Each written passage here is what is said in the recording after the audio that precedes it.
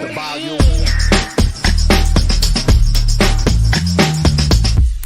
Hear the drummer get wicked.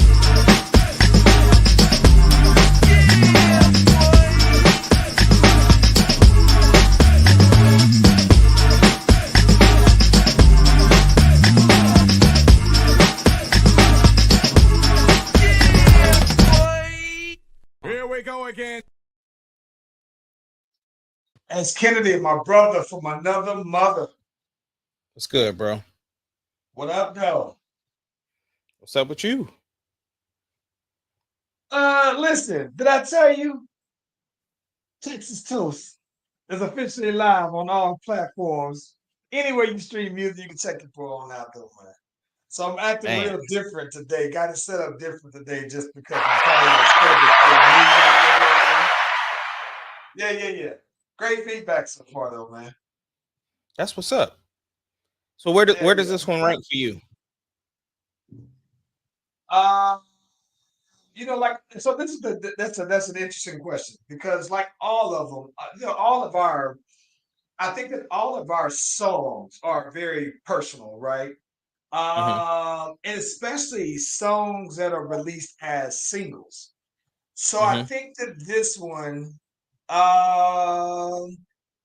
it's right. It's probably like right below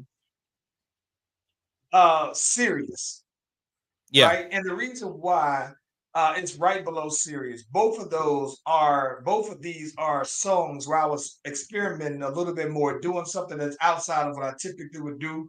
So on Texas Toast, my flow is a lot different this time around. It's pretty cool though, man. I was let's get into it though, man. Let's get the music going. We can talk all about it. But it's it's up there though, man. But the feedback has been some of the best feedback that I've gotten anyway. That's what's up. All right, well, let's get to it. Let's do it.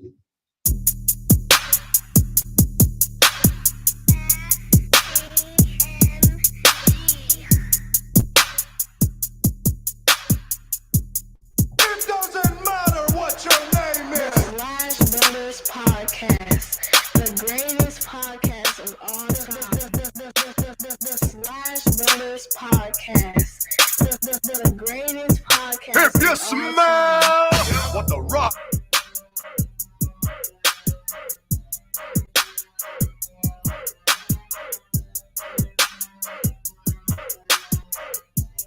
It doesn't matter what your name is. Slash Brothers Podcast, the greatest podcast of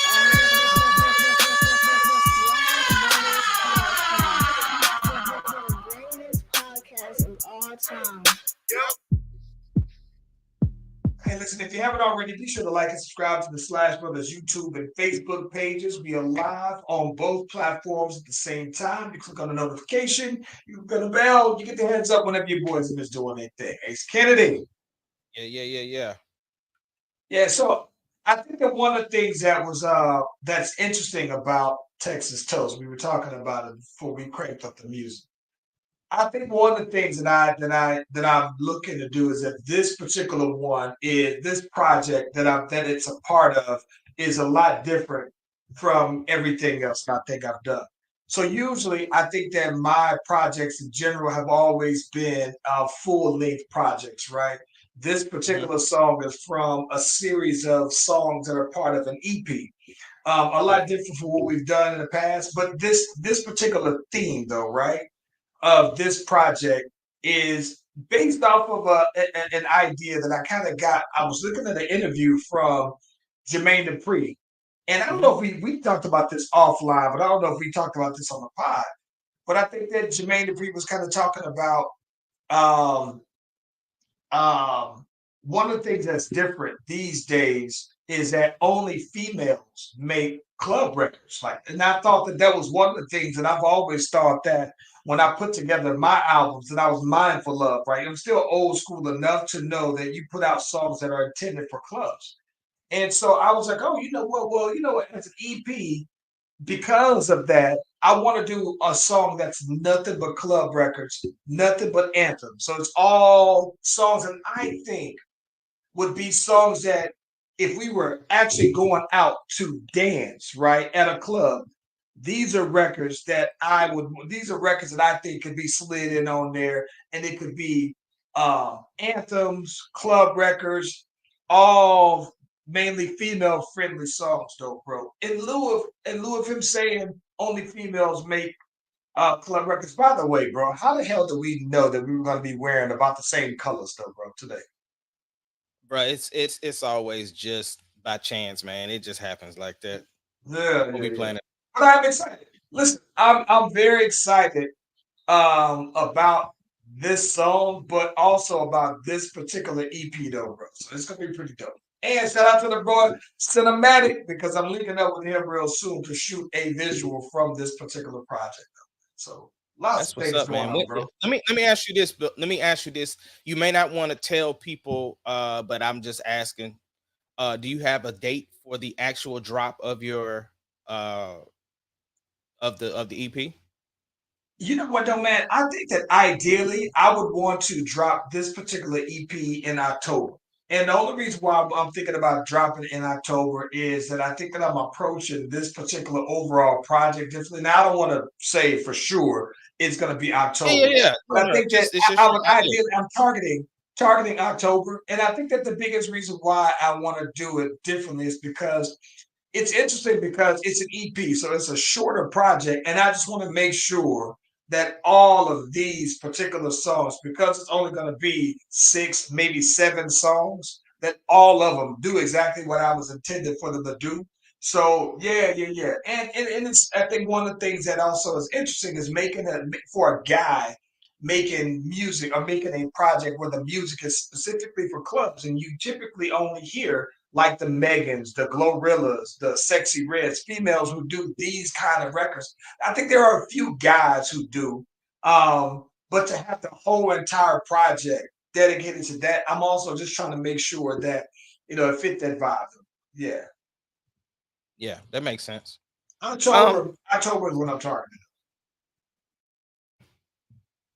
so obviously we got a bunch of big news to get to. I think, we have been gone. We weren't here last week, so we didn't get a chance to talk about some of the things that kind of happened worldly. But before we jump right into that, just kind of wanted to tell you about the show we had with Chris, the Cockaroo show. Yeah, yeah. You know what I'm saying? It was alive, man. It was a nice turnout.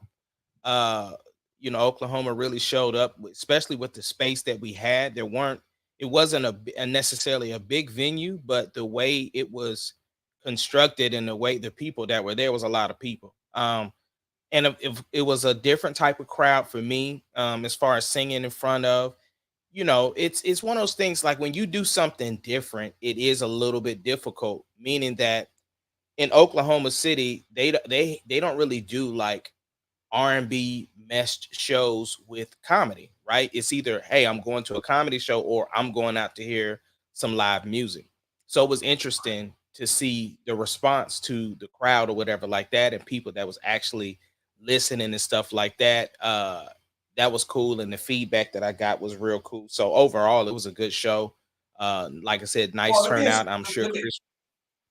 let me ask you this. So you said that in Oklahoma, so in out here, like I think that they do that fairly often, where they'll have R&B. Like I went to a concert where it was Monica, August Alsina, Mario, Tamar Braxton, and in between the R&B sets, they would have comedy. So it was like most of the Wild and Out cast and everything like that. They would come in, do their little piece. B. Simone did some, a couple other people do theirs, and it would be a split. But you kind of knew, like even it based off of just previous similar shows, that that's what you were getting though. So here is a common thing. It's different here, and that's not something that's a regular out there.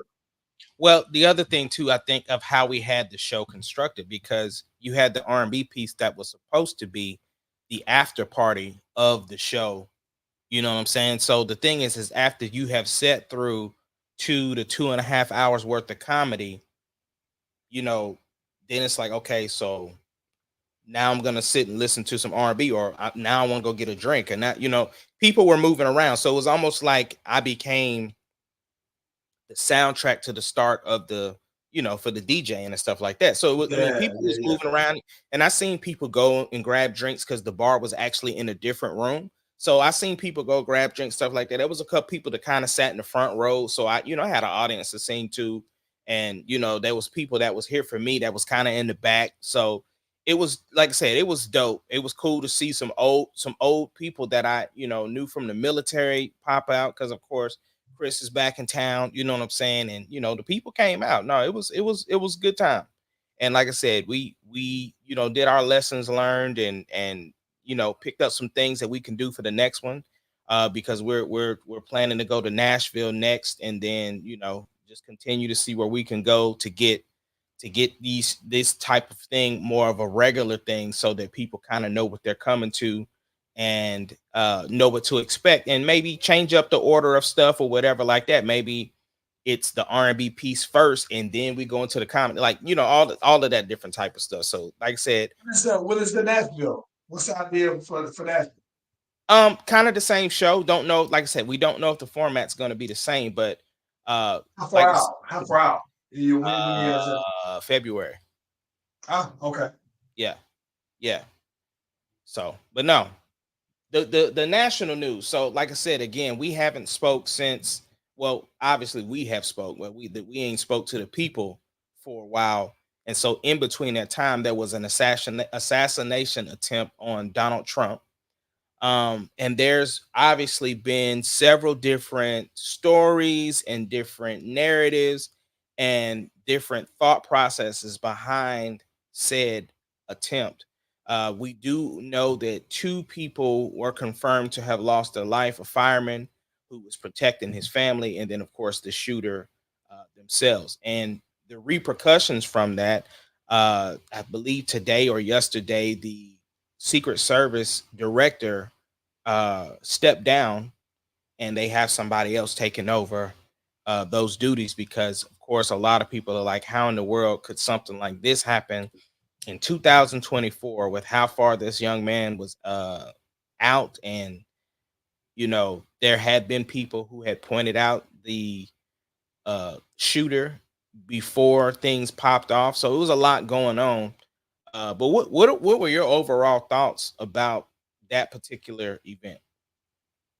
Okay, listen, I'm gonna keep it a step. Okay, so maybe I've seen too many movies in Hollywood, this, that, and the other, to form a professional. And when I say professional, I'm not a security expert, or I'm not none of that. But I've seen enough movies. I've seen Shooter. I've seen the series Shooter. I've seen all kind of assassin movies in my lifetime, enough to make me believe. Do you really think this was a true assassination attempt, bro? I honestly do. But it's hard, right? This is what I mean. I would like to believe that it was true, because there was loss of life, right? Now, don't get me wrong. I know, without a shadow of a doubt, there are some people who are true fanatics of people, that they are willing to do anything for the cause. You know what I'm saying?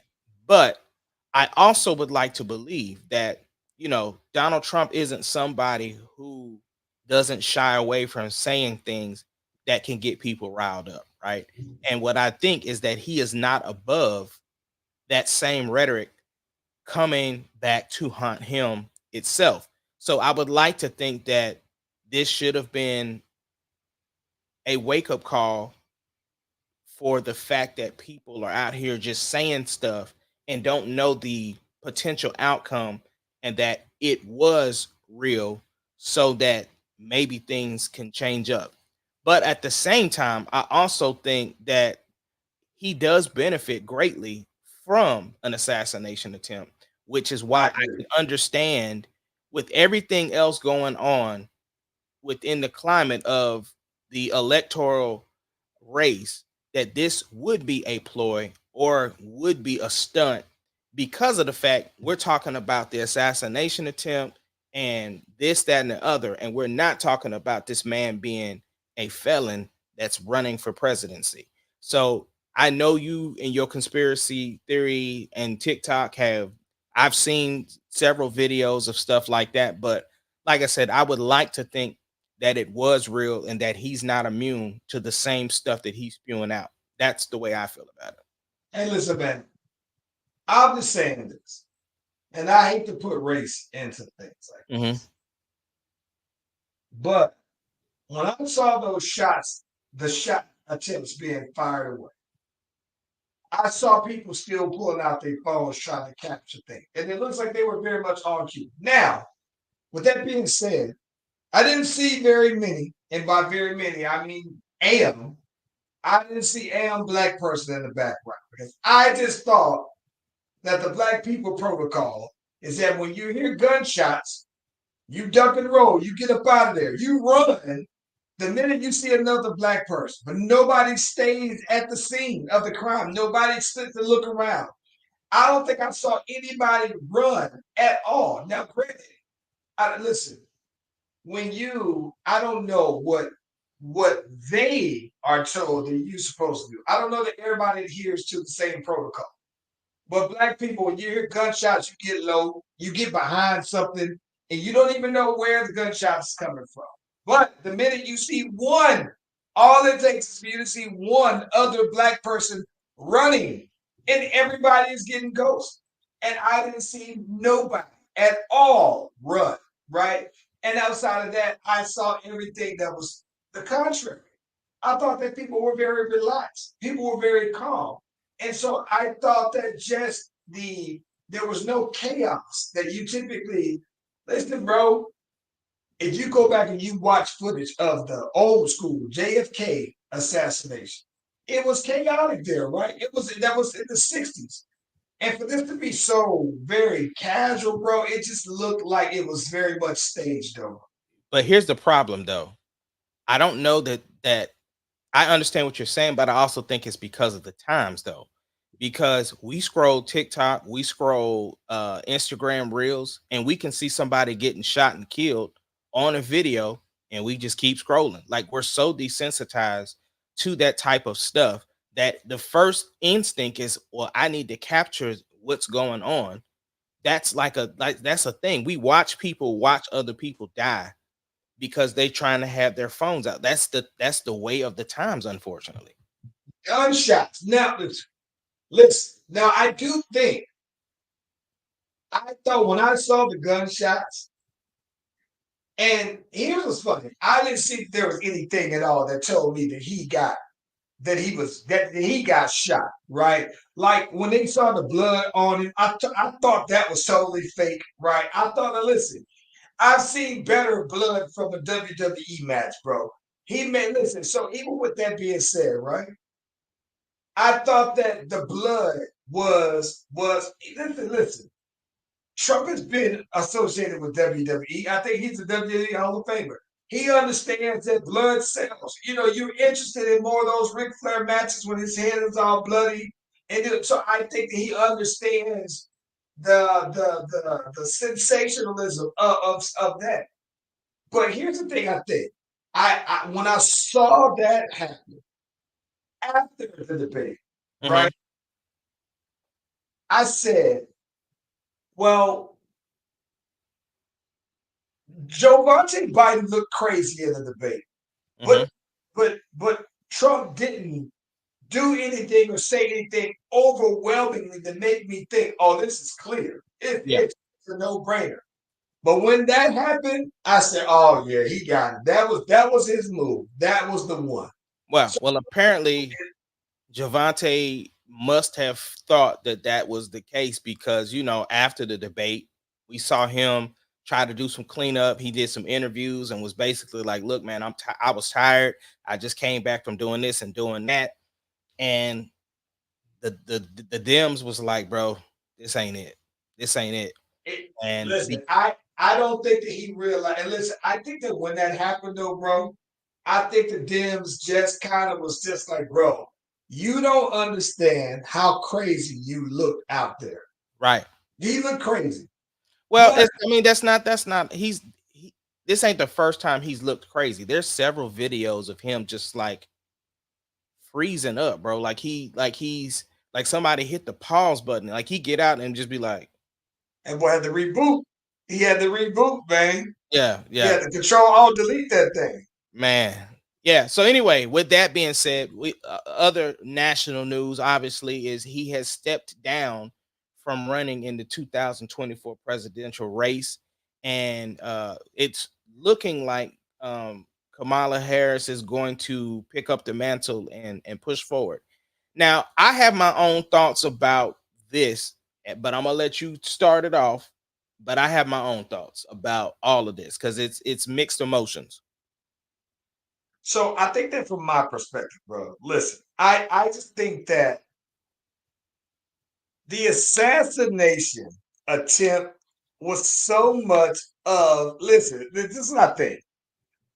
You know how like okay, so you know how like when we watch wrestling and we say, oh, somebody is getting put over. Yeah. I thought that the assassination attempt was him getting put over, bro. And I just don't think. Listen, I think that Kamala Harris, from standing in front of him, right, and a debate, I think that she presents a different dynamic, positive. And to me, I think that to me, I look at that and say she'll be able to debate him more. Now he's the old man, right? So I think that you get that dynamic. And I think that there's a certain level of nasty that he can't be talking to a woman that he could have been talking to that boy Jovante. But I think that at the same time though, bro, I just thought that the assassination stunt was so over that I think that even now, I thought this is the way I try to tell people, right? Joe Bonte Biden, as unpopular as he has been, and I say that across universally, right? Um, I think he's been unpopular because I think that after the election, I don't think that people saw can tangibly put their hands on the thing, even though he can run off of a list of a zillion things, and everybody be kind of like, man, that's cool, right? But with that being said, I think that most people feel like the best thing that he did was keep Trump out, right? So he got the most votes of all time. Okay. With that being said, the second most all time was Trump in that same election.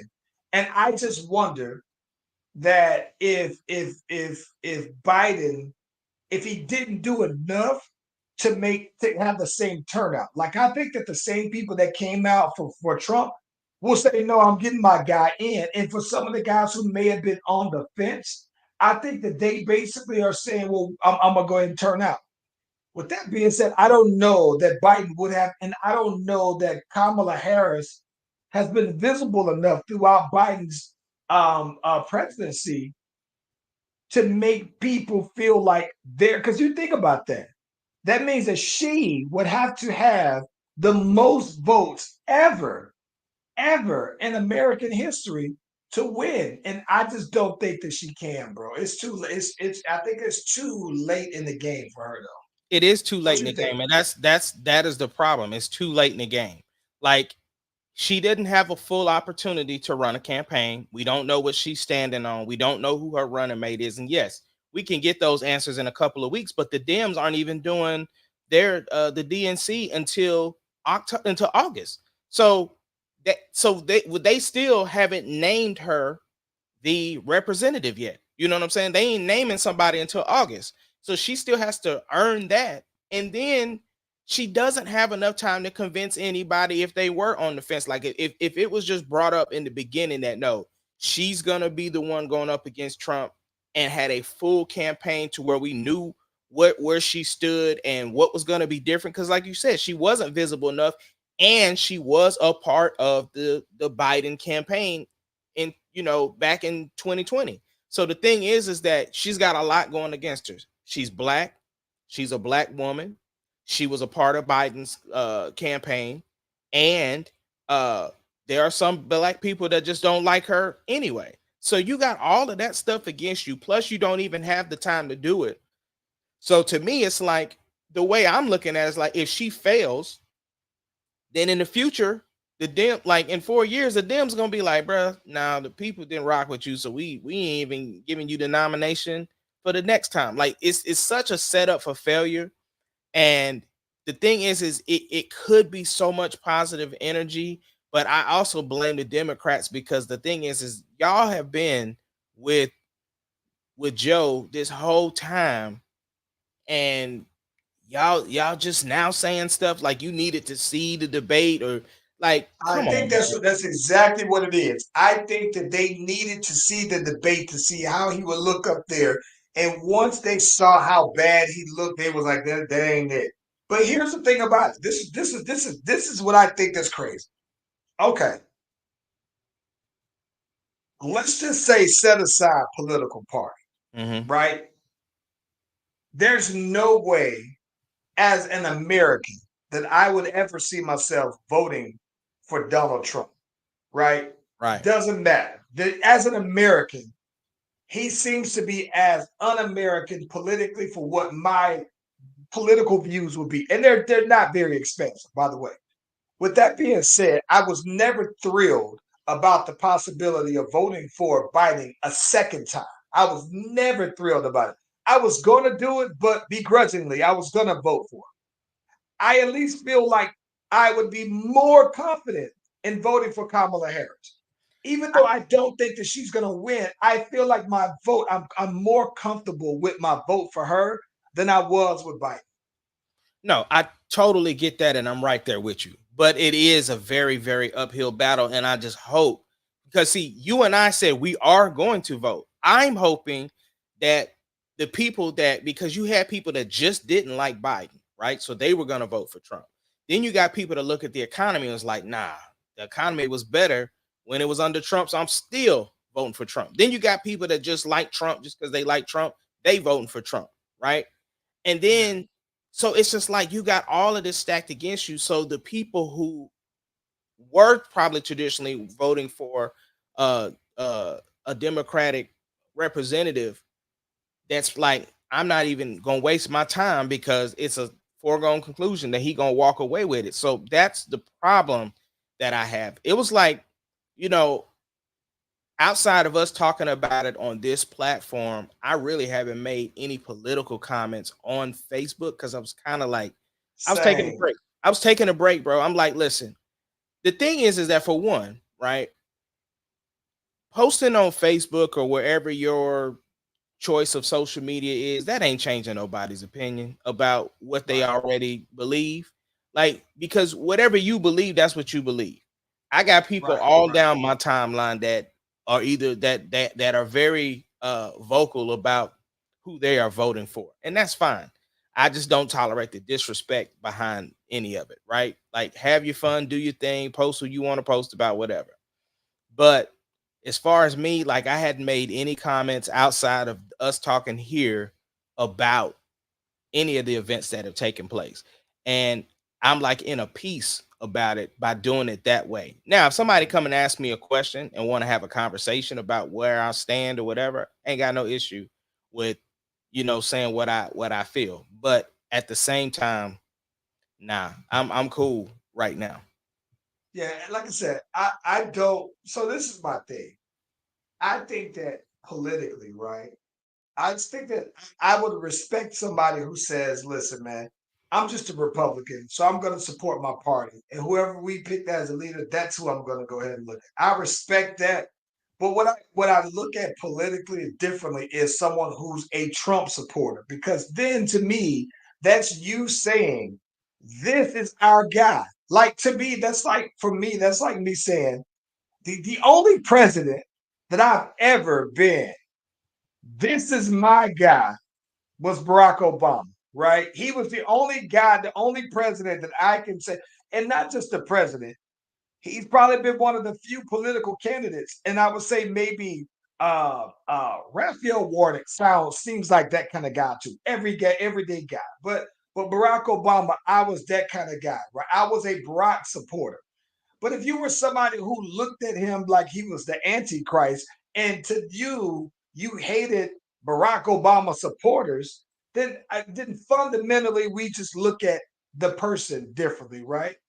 And I think that that's why, for me, you would never see. I would always kind of like feel some kind of way about the Democrat that crossed the fence to go and vote for him, right? Because it's like, well, the person, never mind the person.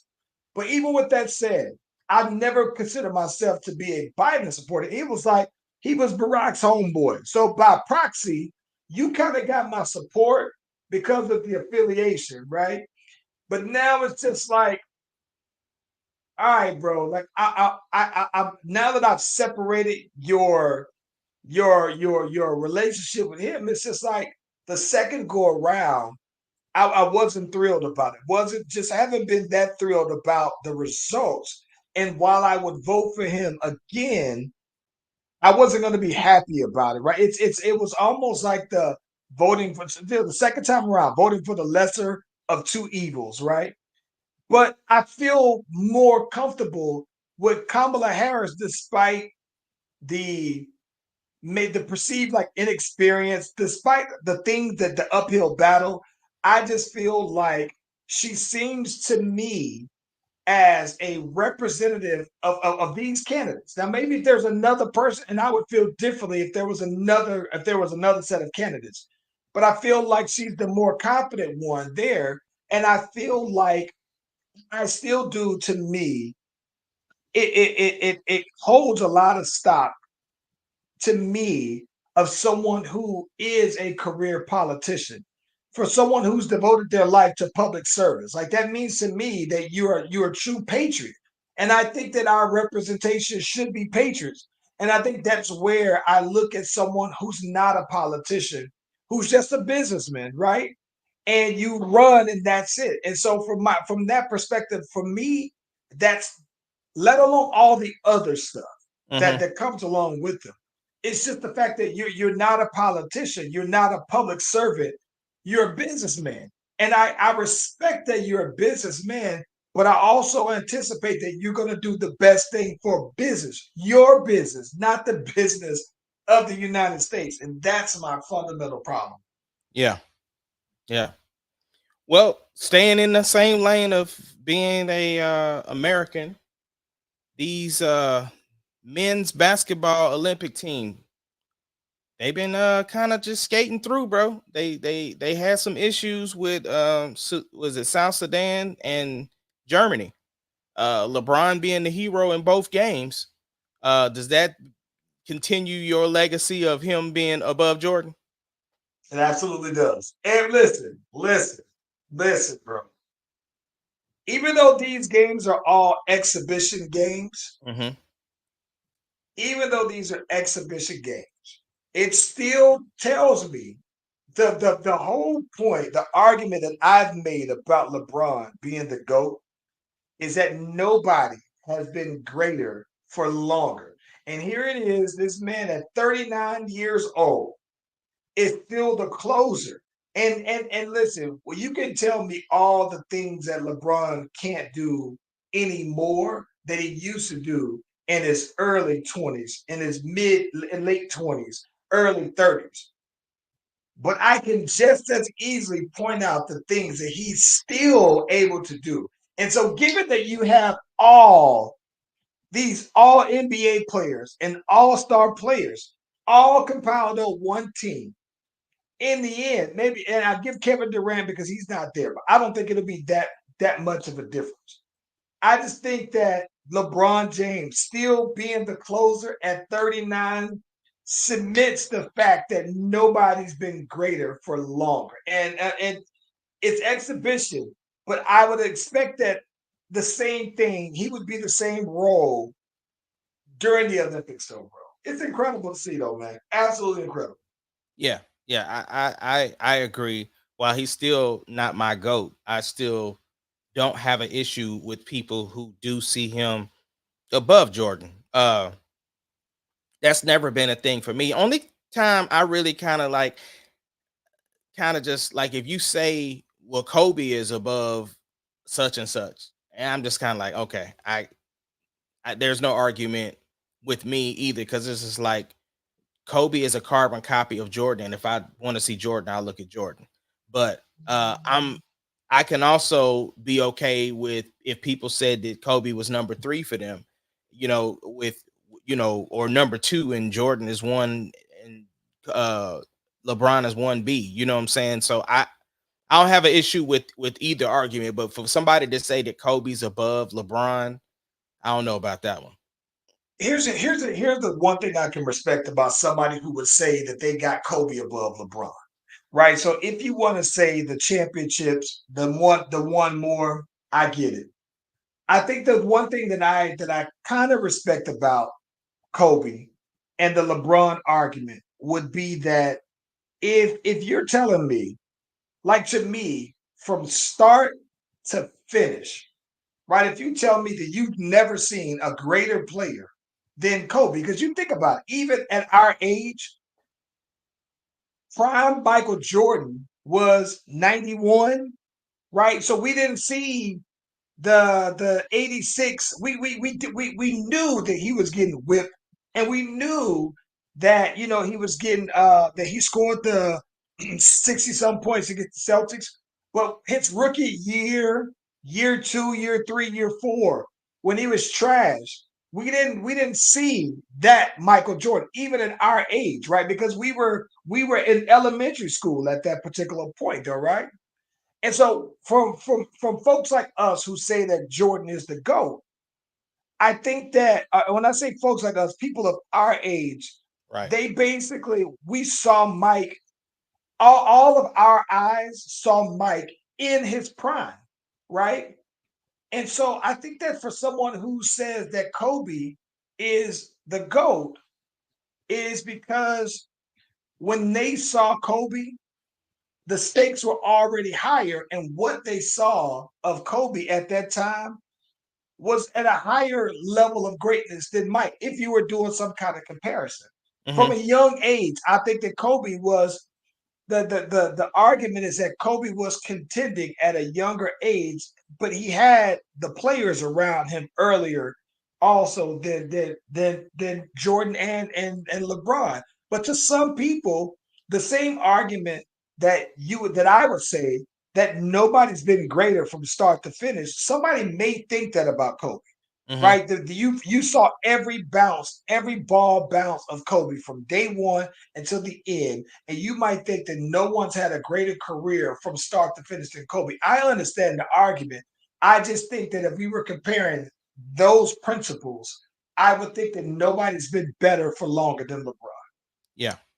No, I like I said, I'm not arguing career wise. I think LeBron is doing something we've never seen before. It's just for me, the impact over my life doesn't allow it to go past what I would Sure. think Michael Jordan has done. And again, it's no argument for me if people think LeBron is better than Jordan. I know statistically and all of the other accolades and him playing in the league with his son, like all of those things. I get it. So you're not gonna get an argument from me, but it's just he ain't my goat. Like you know what I'm saying? Now, here's the other thing too that I think that is interesting though, bro. I fully expect though, like people always talk about team chemistry and everything like that, bro. I think that what happens with these USA teams is that I think that what's crazy is that Joel Embiid not being who they thought he was going. He's still injured, bro. And I just think that they're trying to do the same thing that Miami does with Bam Adebayo, where they playing him at center, and he's not a center. And so I think that then it's leaving you to be dependent on AD.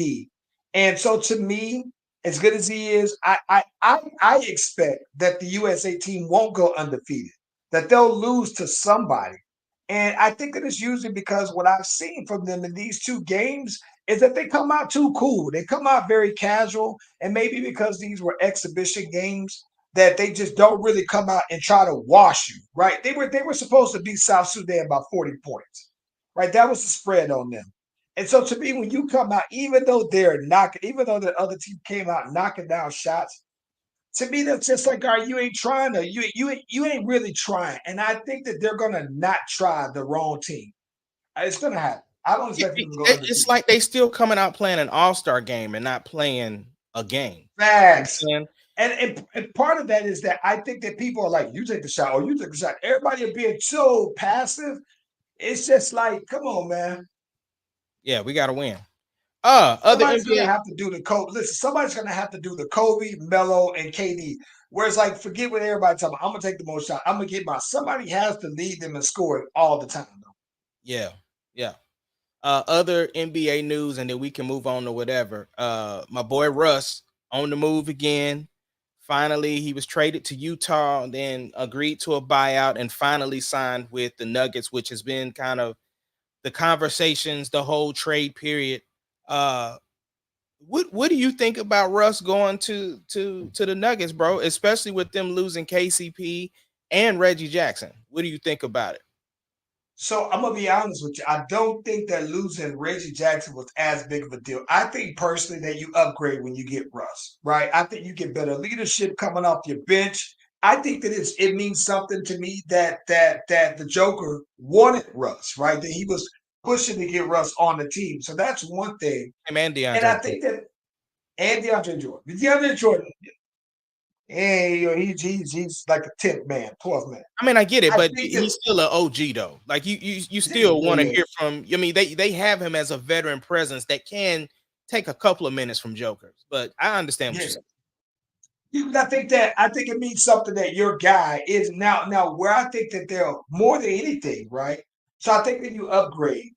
And I think that there were the shooting that you got from KCP. I don't know that they replaced that though. So I don't know what they're gonna do about that, man. But I think that they didn't sign Gary Trent Jr., did they? Who I don't know who he signed to.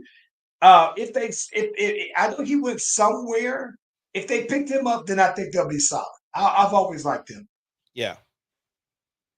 Now I gotta Yeah, look but to I'm see happy where for he went. Russ though, man. I'm happy for Russ. I Yeah, I'm am about to too, look man. He myself too, man. playing for a contender. Uh, and I think that's always cool. You know, if for some reason that Oklahoma doesn't win, then I would love. So it looks like he went to the Bucks. Oh yeah. He did go to the Bucks.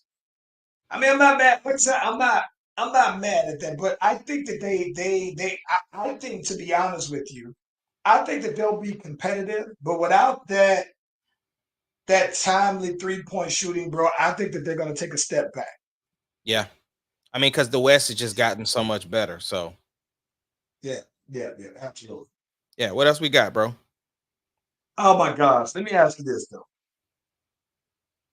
So I saw what I've been loving here over the last especially week or so, right?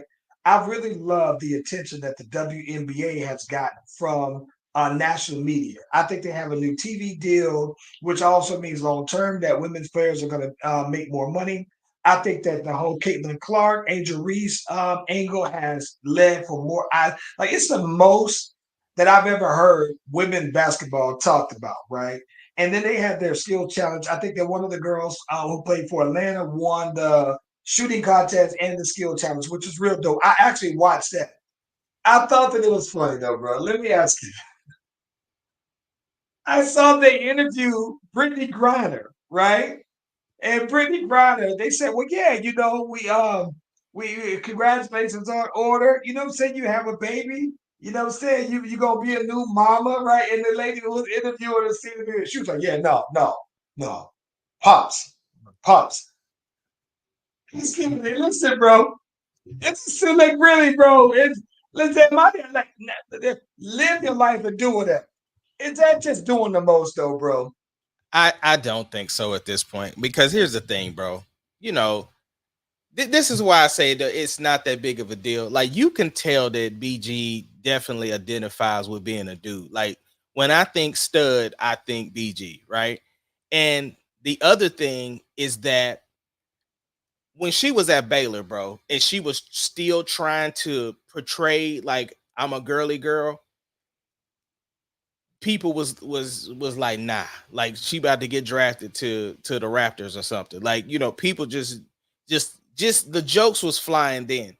So it didn't like I know that this has been a topic in the media, bro. I seen the Breakfast Club talk about it, and like I've seen a bunch of people comment about it. But it is just gonna make like that's what people gonna call her from this point on, bro. She just gonna be Pops, bro. Like that's just it's just what it is, bro. I can see the memes coming, I can hear it all, but yeah, it's just gonna be Pops from now on. That's what they gonna call her, bro. If you this is what I'm wondering, right? I guess even if you okay. So even if you are a stud and you say whatever your pronouns are, right? So if you say you identify as him, right? Does that also mean that parentally that you are then a dad? Like, do you like when I saw the picture? Here's what's funny. I saw the picture that she did a family picture, and and what's crazy about it is that she is very much doing the dad pose, right? The shirtless dad pose. So that is hilarious for the maternity pictures. Hmm. But here's the part that I think that is crazy, right? So it came across in the interview that she is a new mom or new dad.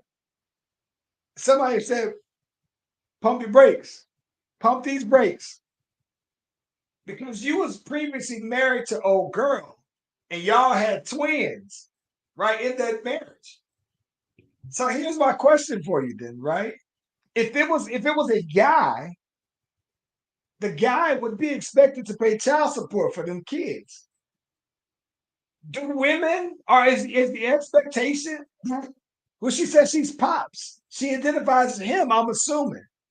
So if you do that, then don't you supposed to be paying child support for the mother kids?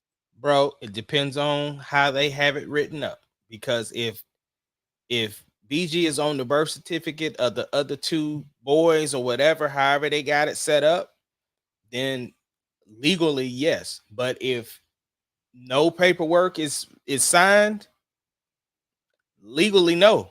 It doesn't matter what what the public perception of it is. The point is if there's no if it's not legal that she's listed as a parental figure on the twins, it's a no-go.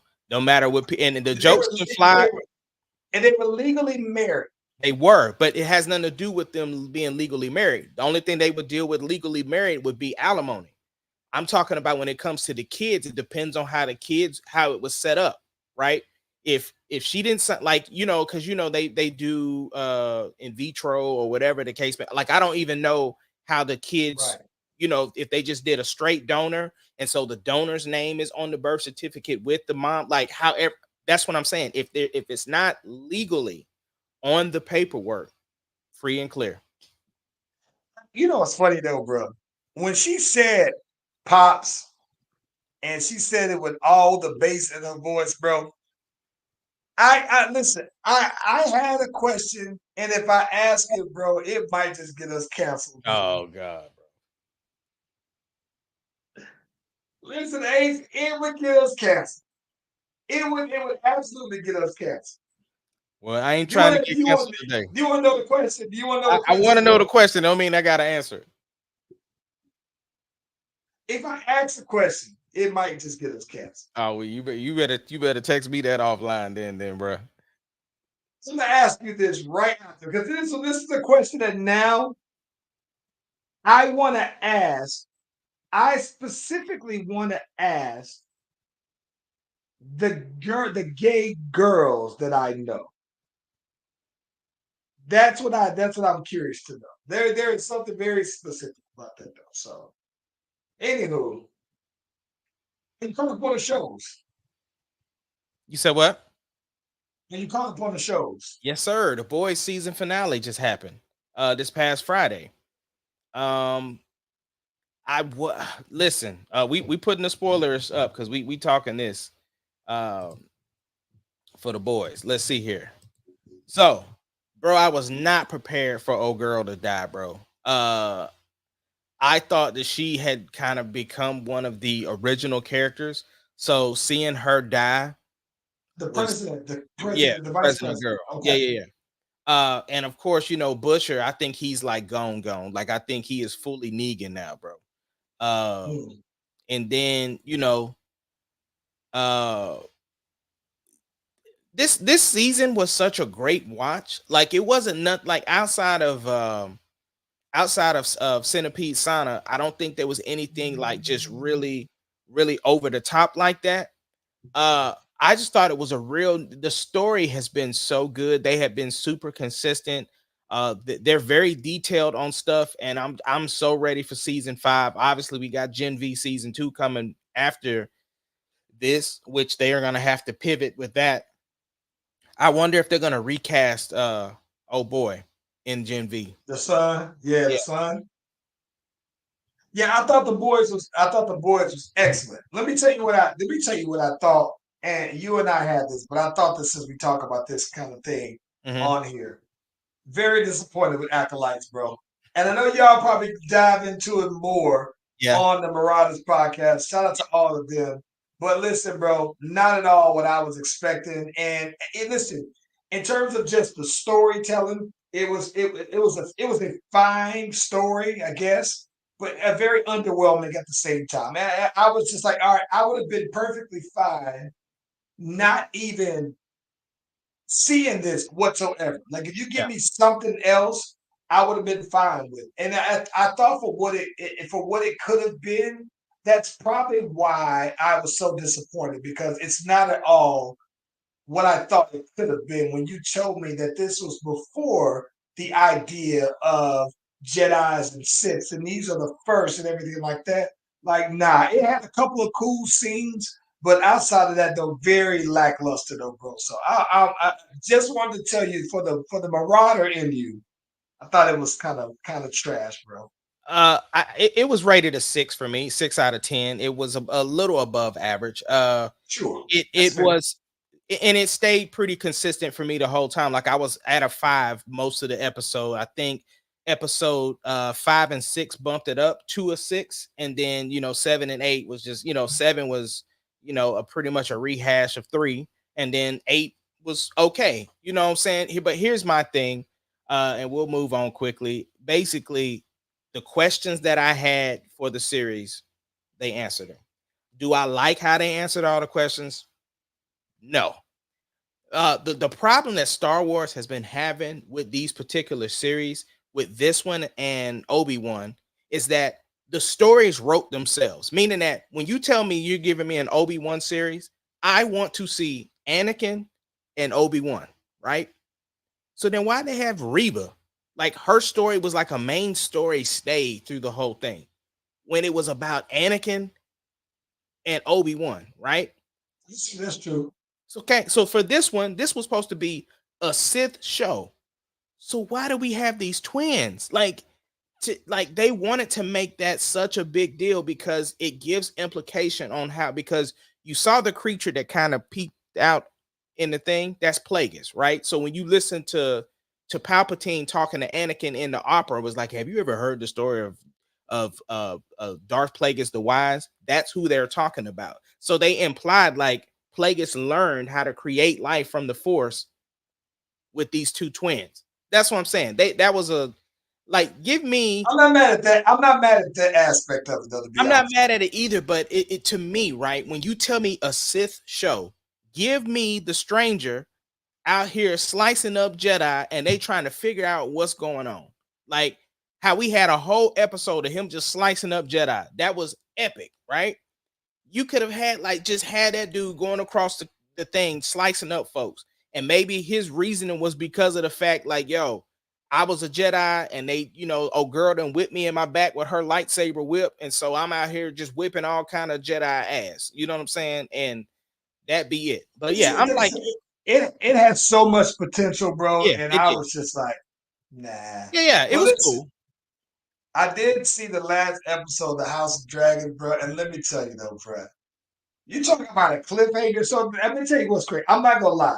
It made me. I'm probably gonna go back and watch it Mhm. again today Yeah. because so I was lulled away all the way through, right? Lulled away because I had been just watching the story and everything. But I think the part that got me that I was surprised is when they were going through that whole thing of trying to get somebody else within the bloodline to be a rider of the dragon, right? See And so smoke. naturally, right, I thought when bro went on over there, not I didn't think that it was going to work right away. What I thought was going to happen though is I thought that it was going to be a brother, right? But I thought it was going to be the bald one. And I never understood. I didn't think about this until this episode when he was shaving his head. He was shaving it because he didn't want that white hair to show. And I never picked up on that the first time, even when they said that, oh, this is his son. And then the thing that I was very surprised about was when the other brother who don't got the white hair. So then I'm thinking, like, well, how do you explain then this black haired dragon rider? Maybe they got the same mama and the gene just wasn't that strong or whatever. But I was blown away by it, though, bro. He's Valyrian, but he's not Targaryen. So Yes. so the thing is that dragons respect Valyrian talking, because you notice your boy didn't get burnt up until he started talking in English, and then Sea Smoke was like, "Nah, bro, we don't do that English around here," and fried him on up. You know what I'm saying? My favorite part, and I know it's the most morbid part, but my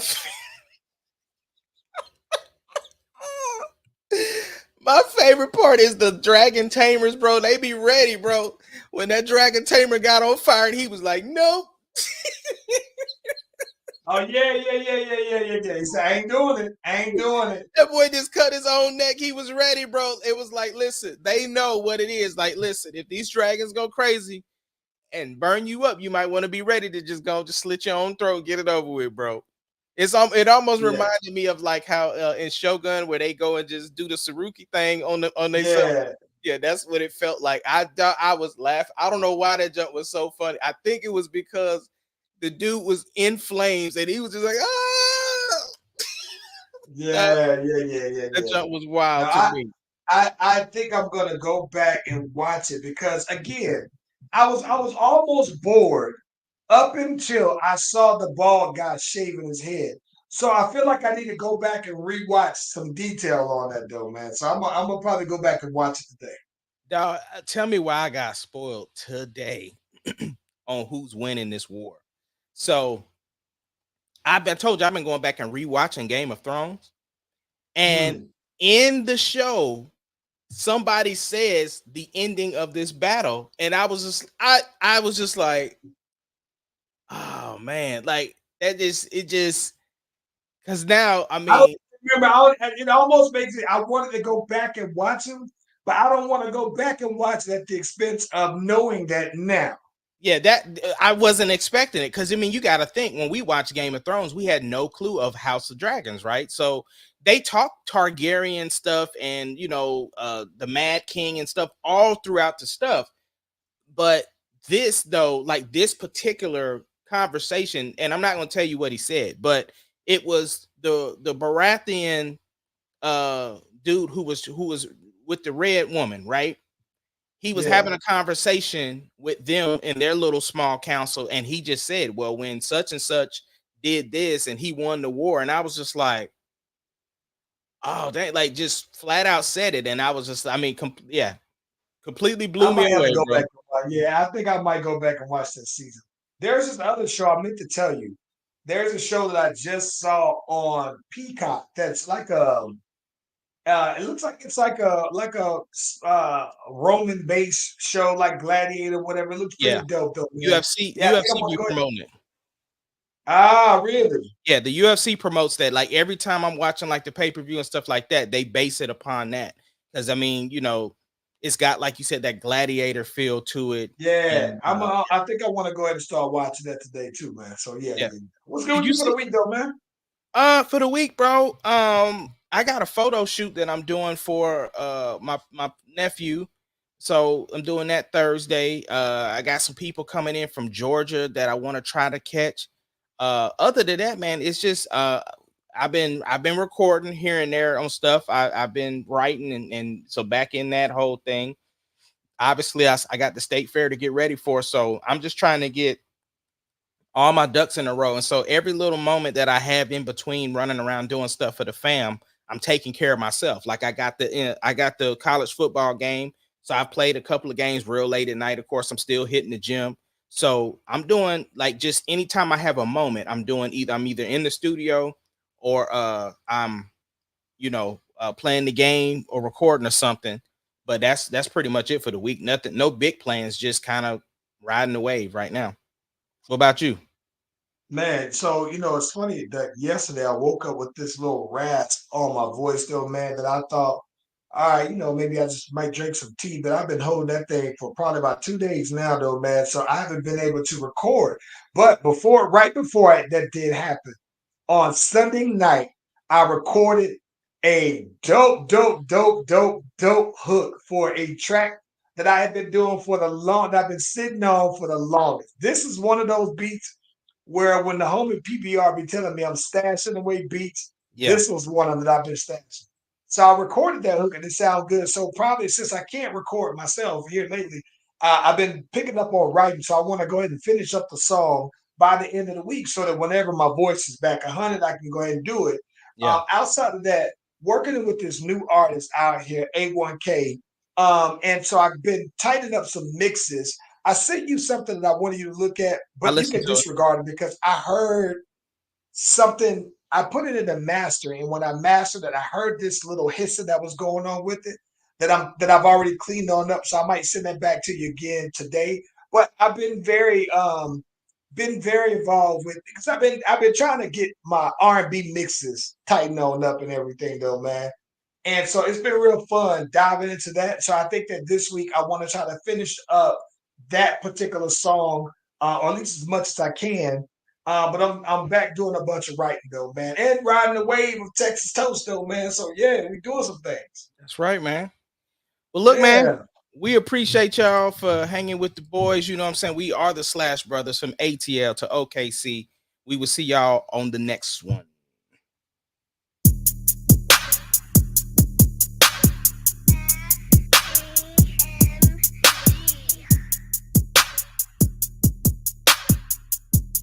It doesn't matter what your name is. Slash Brothers Podcast, the greatest podcast of all time. The Slash Brothers Podcast, the greatest podcast. Can you dig it, of all time. sucker?